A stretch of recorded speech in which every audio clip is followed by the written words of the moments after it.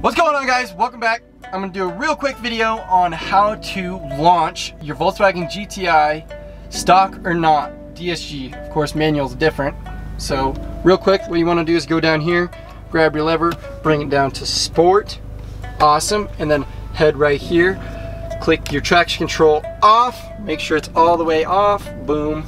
And then next thing you know, whoa, where's my steering wheel? Uh-oh, I think I can fix it. Ready?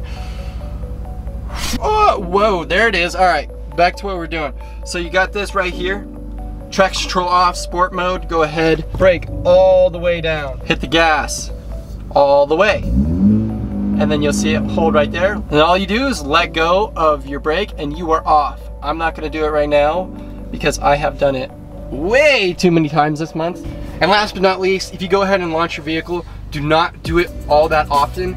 In my opinion, it does a lot of wear and tear on your transmission and the axles themselves. So if you don't really want a high maintenance bill, just don't do it too often. I usually just keep it around 2 times a month, but that's me. Thank you so much. See you guys on the next one.